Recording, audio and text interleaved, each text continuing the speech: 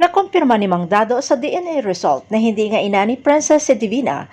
Ilang beses na tinatawagan ni Mang Dado si Princess pero hindi ito sinasagot at naiwan pala ni Princess ang telepono sa bahay nila ni Divina. Hindi na nakaantay pa si Mang Dado na magkita sila ni Princess para ipaalam kay Princess ang katotohanan sa kanyang pagkatao. Kaya nag-text kay Princess na sa bahay na ni Dado siya umuwi at hindi niya totoong ina si Divina at hawak niya ang DNA result.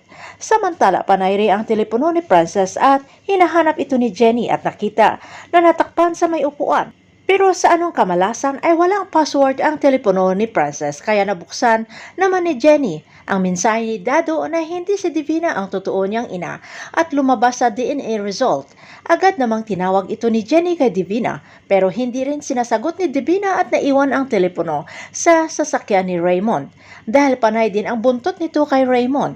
Maya ng konti ay ibinigay ni Raymond ang telepono kay Divina pero dahil nasa hearing na sila, Charlene at Raymond, para sa kanilang annulment ay hindi pinapansin ni Divina ang mga tawag na ito at kahit ano pang pang-iinsulto ni Charlene dito kay Divina ay sinabi ni Divina na magiging soon-to-be na Mrs. Cristobal na siya at hindi na ang mistress o kabit na sinasabi ni Charlene.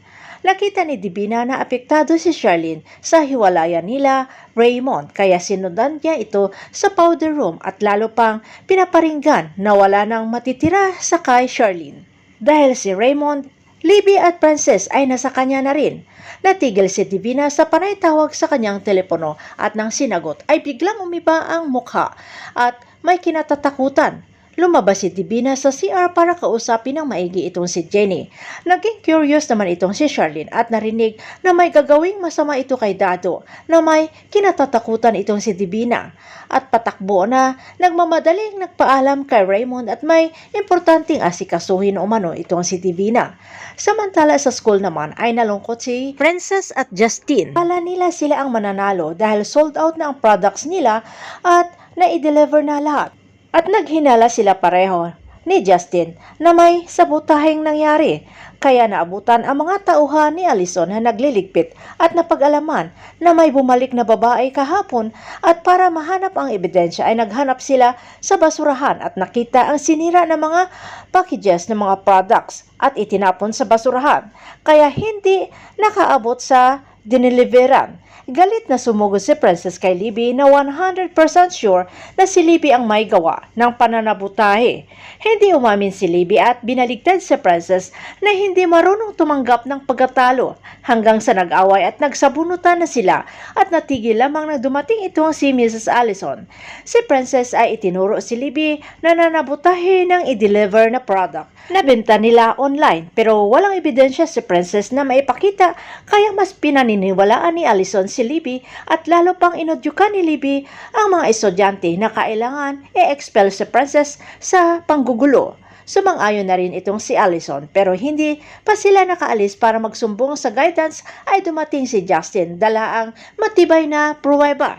Ang CCTV footage na dinownload ni Justin sa kanyang telepono at kitang-kita ng lahat sa telepono na si Libby ang babae na bumalik at sumabotahe sa produkto na nabinta nila ni Princess kaya hindi ito nakarating sa kinauukulan. Kaya lahat ng naroroon at nakita na si Libby ang may kagagawan pati na si Miss Allison ay tinitingnan nila ng masama itong si Libby at dapat daw si Libby ang ma-expel ayon sa mga estudyante.